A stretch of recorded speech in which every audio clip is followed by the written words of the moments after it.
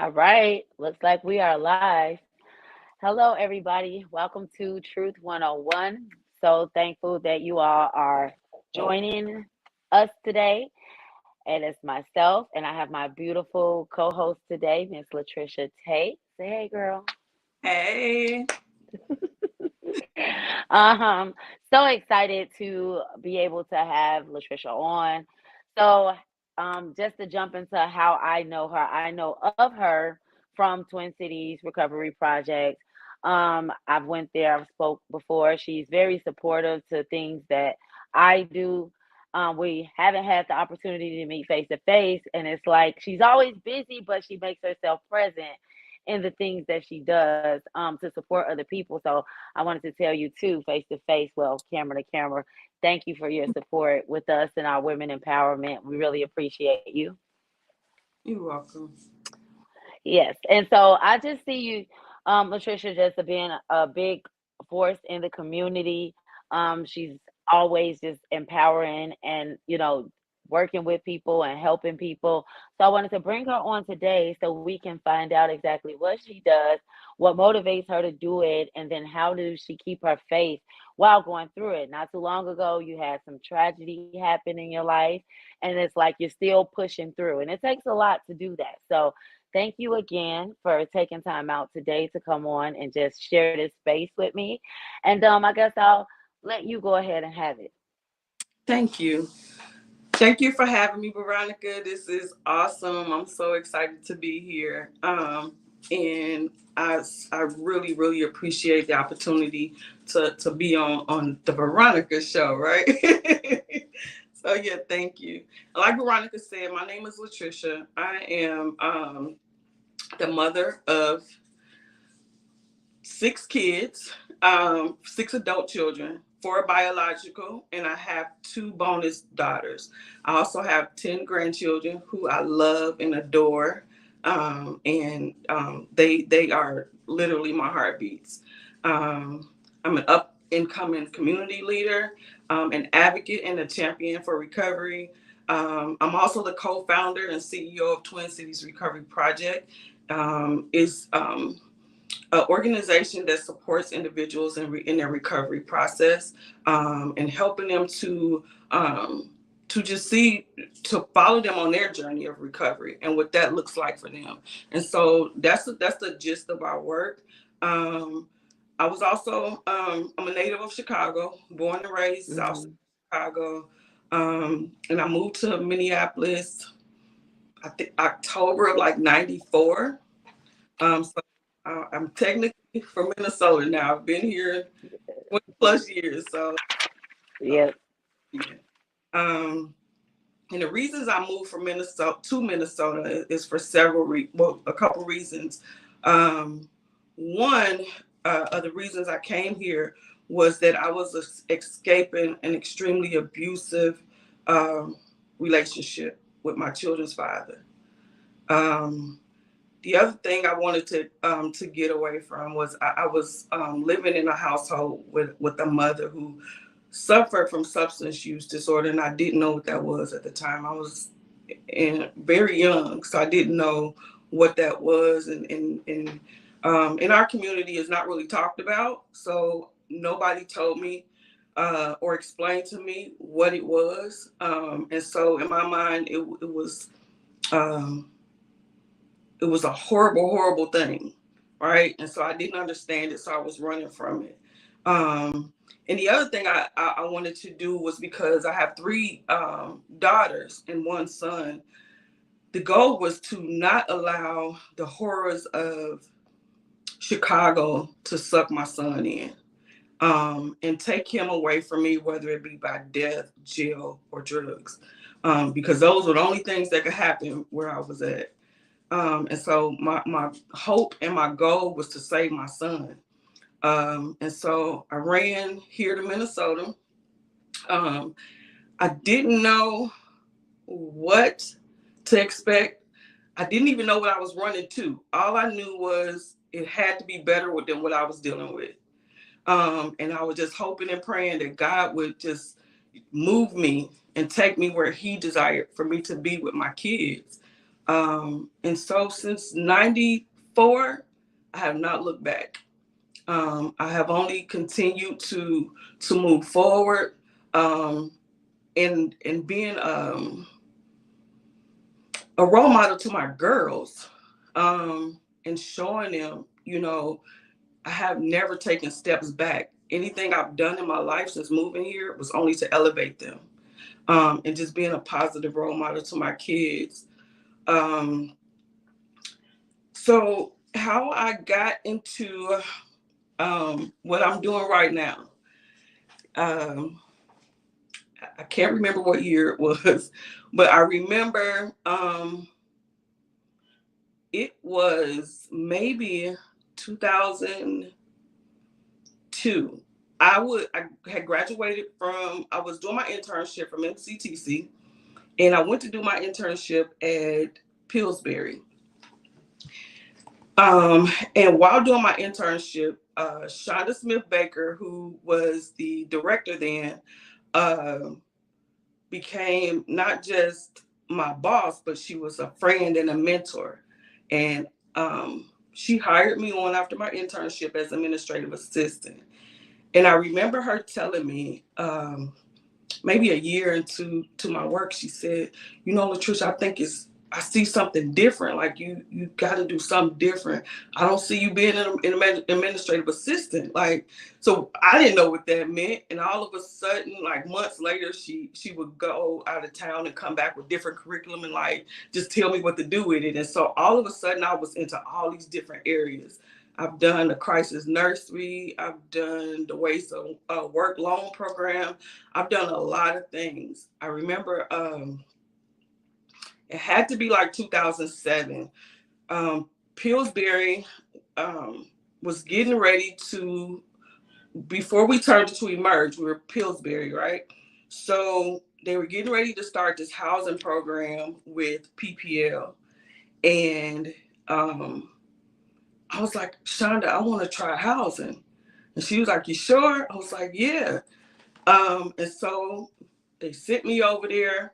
And that's where it all started. I found out that with that housing program, we work with people who are formerly homeless and suffer from mental illness and substance use disorder. And that's where where I fell in love with this whole initiative.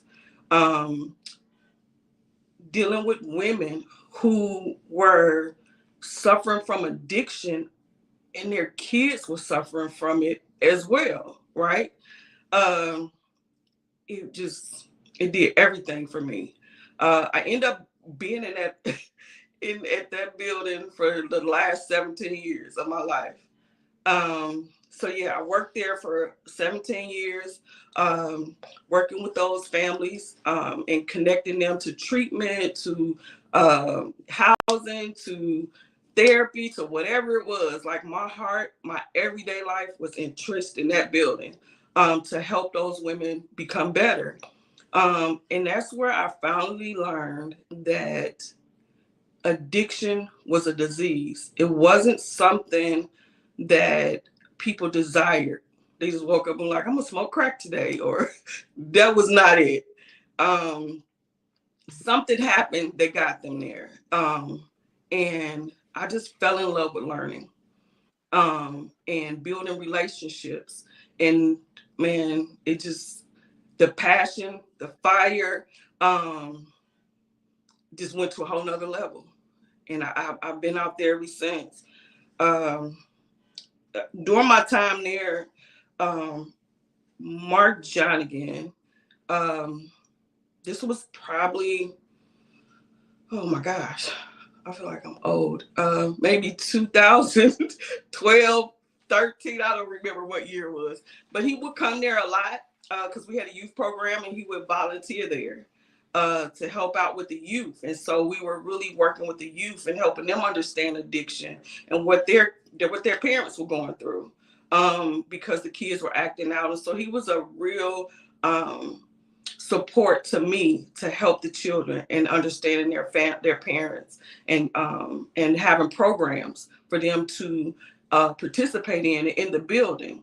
And so I think it was about later on, about 2015, 15 or yeah, about 15. He said he was thinking about doing this social club, and he wanted me to be on the board.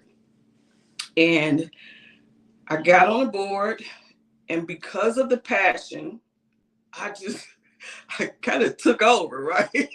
I think we should do this. I think we should do that, and Yes. I went crazy with it. And eventually, during the time we had the social club, um, we thought that we had outgrown the social club, right? Because we had started adding different components to the organization that let us know we were no longer a social club.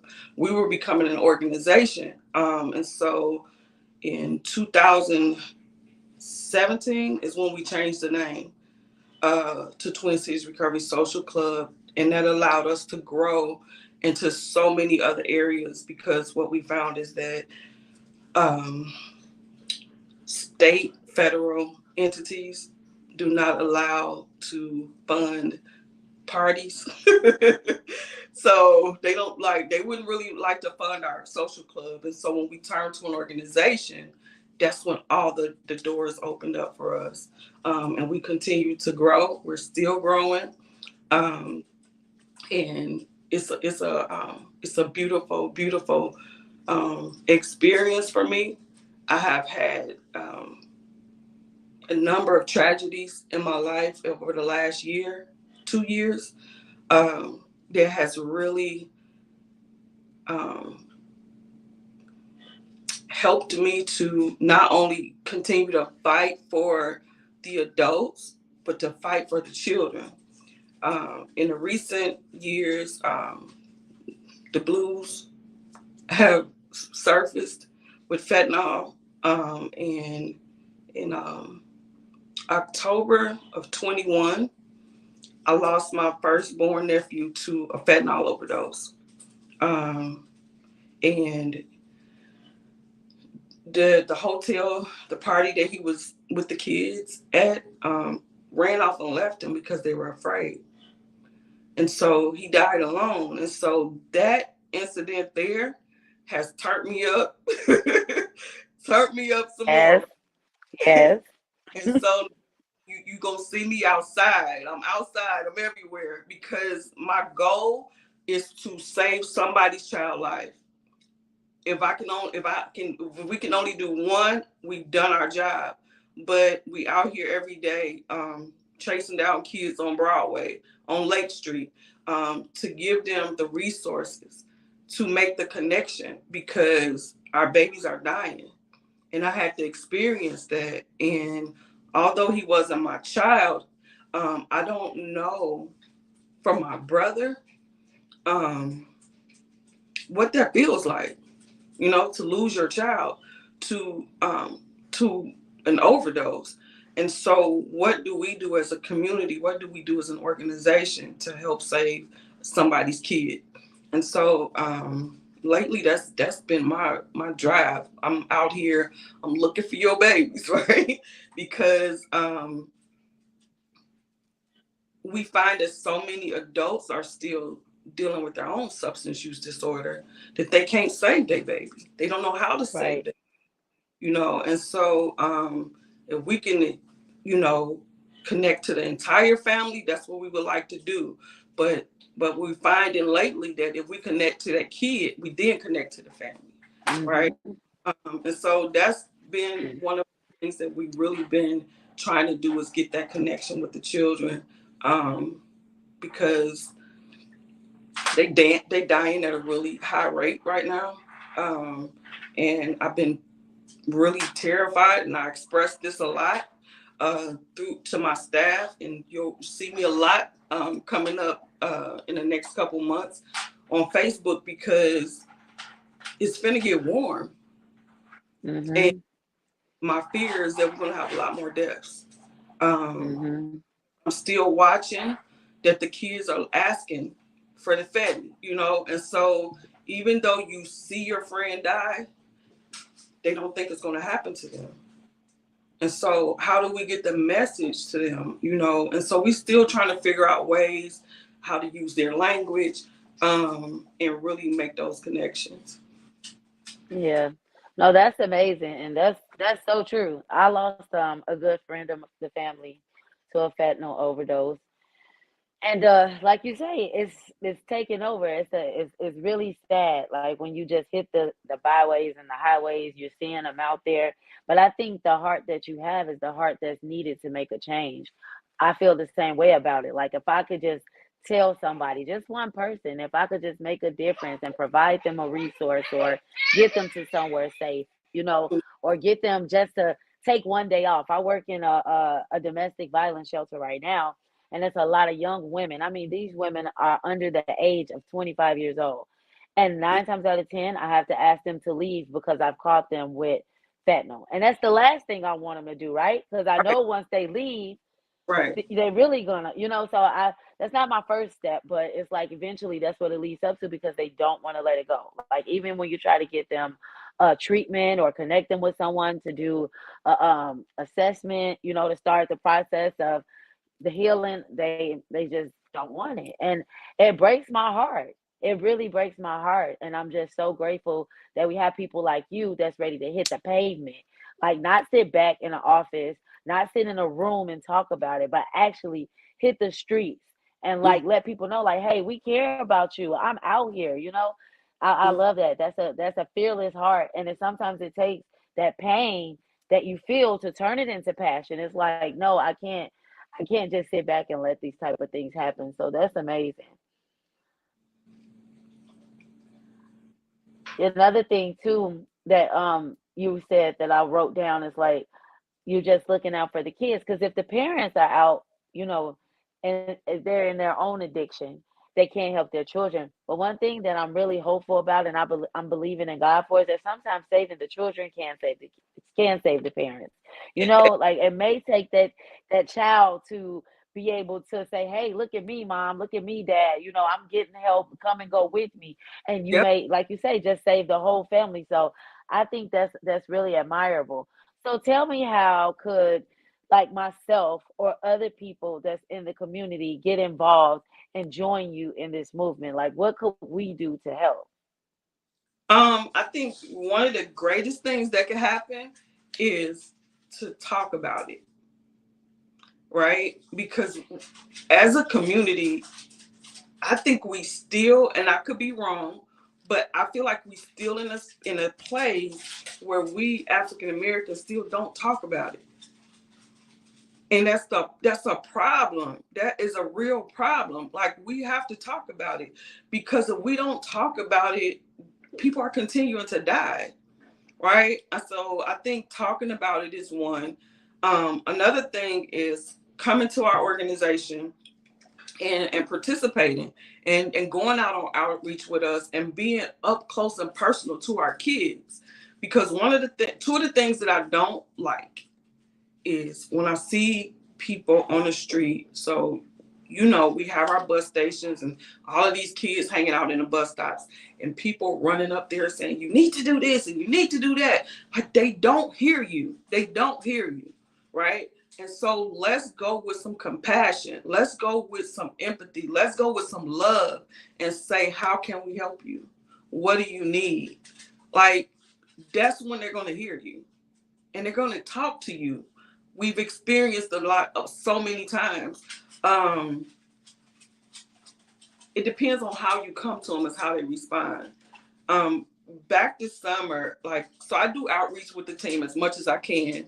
Um, so I remember we were doing outreach and I approached a young man and everybody get mad at me for doing this, but my heart, like sometimes I'll run up on them and they blow smoke in my face. Right? So he's standing there, he's smoking and I walked into the bus stop and I asked him, like, how can I support you? And he was standing there and he said, first of all, thank you. And I said, thank me for what? And he said, thank you for not judging me. And he said, we're not monsters. He said, we people with problems, right? So that right there tells me they tired of people yelling at them and telling them what to do. If they knew what to do, they would do it, right? They don't know, right? They dealing with stuff at home, and we don't know what happened to them there. We don't even know how they got there. So we won't find out how they got there until we can have a conversation. And yelling at them is not going to get you a conversation.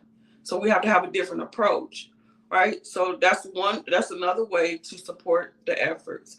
Um, I think another effort is to really encourage our youth to um, accept uh, Narcan. So one of the things that they push back with is they don't think they need Narcan. I think we have to really educate them and encourage them to use it. One of the things they said to me when I tried to give a person Narcan on Broadway was, "I don't need that." I was like, "Yes, you do." I said, "All of y'all standing here in this bus stop," I said, "if she passes out or she passes out, you can save her life. Don't let her die." And so just looking at looking at it like that, she was like, "Oh, okay." Because I think sometimes when we give them Narcan, that's it, admitting that they're an addict and they don't want to take it. So we got to stand there and explain to them why do you need this? You could save your friend's life. It's a life-saving mechanism. And so a lot of times they'll go ahead and take it, but just encouraging them to do it, because I think that's where a lot of additional trauma is added. You standing in a bus stop or wherever y'all at and you getting high and they died right there in front of you. That's another layer of trauma.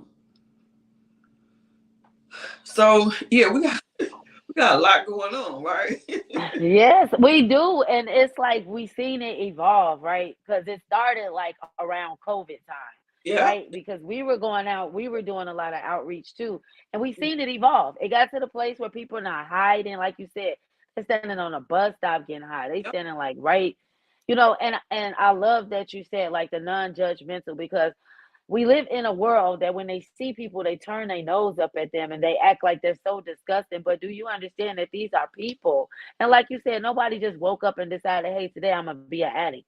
It's something that happens over time without them even trying it. And it's like I think that that approach will help so many people. And then you got some people who just not ready. That don't mean give up on them. Still encourage them, still, reach out to them, still put it forth the effort. But, you know, everybody doesn't think that way. Everybody doesn't have that type of heart. But I think that the more of us that start to do it, people will get accustomed to it and join the wave. It'll get better. Absolutely. Yeah, I always encourage my staff to. It's about building relationship, right? Yes. Because I don't want them to just go to one encampment or one bus stop or one block every blue moon. No, you need to go back there regularly so they get to know your face, they get to know that shirt. So when they are ready, they know where to go, right? So you need Right. to, and so um, with that type of outreach, like we have had people pop up from somewhere and be like, "Hey, I met you on Broadway, or I met you over here." Hmm. And so that right there is powerful for me, because that means we made the connection, a positive connection that we can probably follow them through their journey of recovery. So that's what it's. Hmm. And slowing down and taking time out for those people too, right? Because Yeah. sometimes when we go out to these places, we're intentional in that moment because we're there. But then when we say, "Hey, if you're ready, give me a call," or "Hey, if you're ready, come here," and then it's like we're not available for them. Like we have to make it's a commitment, it's a lifestyle. You have to make, because I see that so much. Like people like, "Oh, I'm here, I'm here, I'm here," but when somebody really needs you, you're not there. So it's like that matters too, because it's probably something that they've been hearing for a very long time. People want to help you, but then when you actually need the help is not available. So I think that's another important thing also. And they have said that. They Mm, they've said it out their mouth, like we've asked them to fill out surveys or something, because we was out there doing outreach, and they be like, why? Because every time somebody come out here, they just want our information and never come back. And, so they don't really trust. That's why we need to build relationships, because they don't trust. One of the things that Mhm. I learned about is that organizations come out to gather information for their own grants and gain. And so Mhm. they like you just using me for your numbers, and they don't want to share. Yes. And so that's why I say, like, we have to go back over and over and over and over. Mhm. We don't be looked at as one of those. No, we really hear Mhm. and we really love you. We want you to Yes. live, and so that's important for me. Before the paperwork, I want to build a relationship. Yes. Yes. That's amazing. I love it all. And I want to make space to do that too. I used to do it a lot with the church, but I'm in a transition stage right now. I'm trying to figure out what that looks like, but I love hitting the streets. It's like I came from the streets, so I don't mind having those conversations, getting up close and personal. Then blow. I really don't want the smoke in my face, but I mean, I'm not gonna die if they do. You know what I Right. mean? Like if I gotta get close to you to make this happen, this is what we're Mhm. gonna do. So you'll be seeing me soon around there, trying to put in some work and help out. That's my Yeah. word. I love hitting the streets and doing street ministry. I do. So if you had someone, right, who were interested in like following sort of your path, like being a community advocate, like what would be your words of encouragement to them? My words of encouragement would be um, to know that you are enough. Mhm. You have what it takes. Um, Believe in yourself, and know that you are a survivor and that you have to get up and go get what Yes. God got. I would say, remember um, that what you're going through, although it may be extremely difficult, that it's all a part of the journey. And that if you have faith in God, then you have to have faith in His process. Yes. Yes. So those will be my words. Yes, those are good too, because that's what it's about. We go through a lot of stuff, and sometimes it can either build you or it could break you, Yeah. But when you hear stories like yours, it's like, okay, somebody from Chicago. As soon as somebody say somebody from Chicago, people feel some type of way, first off. People be saying, oh, you don't talk like you're from Chicago. And I'm like, what? What do they talk like? Like, I don't know. So then they're like, oh, you don't even act like you from Chicago. Like, what did that show me what they act like? Because I don't know what you're talking about. So those are two I get. I talk like and I don't act like. So Nope, they tell me all the time. We can tell you from Chicago, and is, but I got a little sense, okay?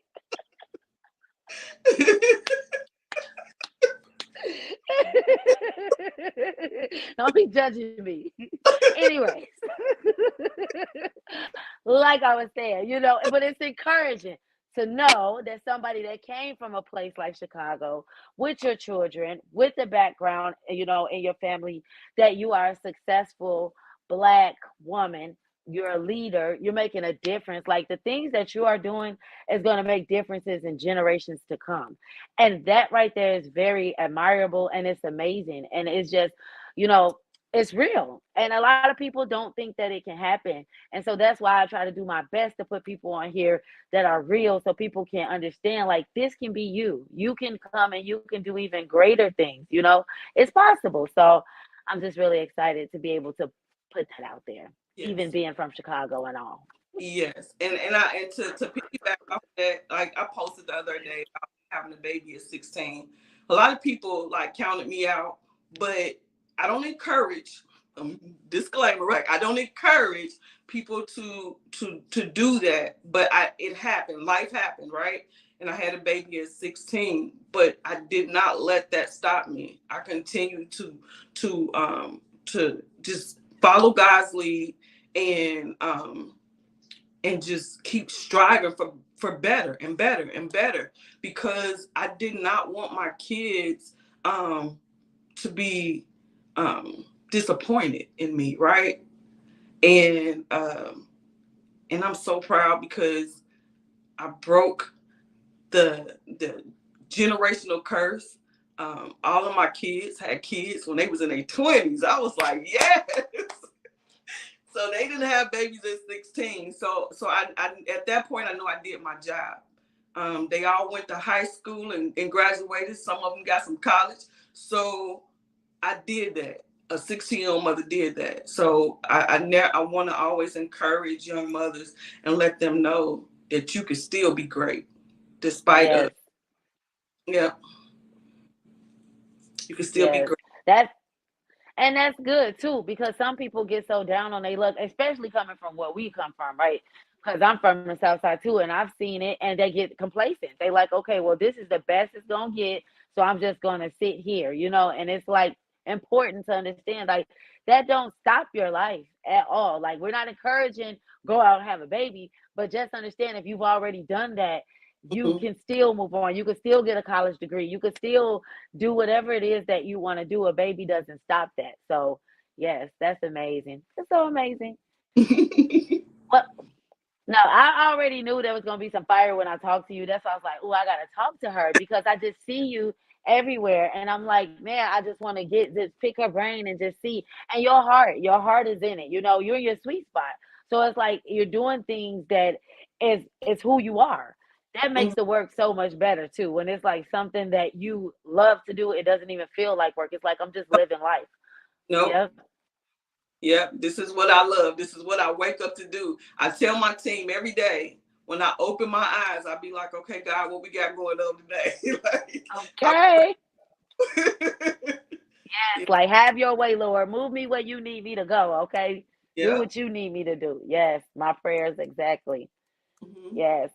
Well, I do want to thank you so much. It's Sunday. I ain't gonna hold you up too long because girl, I could talk, but I ain't gonna do it to you. Thank you, Veronica, for having me. I appreciate you. Absolutely. I'll be praying for you and for real. I'm gonna come and see you so I could get into some of that street outreach too. I love doing that type of stuff. Okay, we'll be waiting for you. I'll be there. Thank you everybody for checking in on us and love you all and God bless.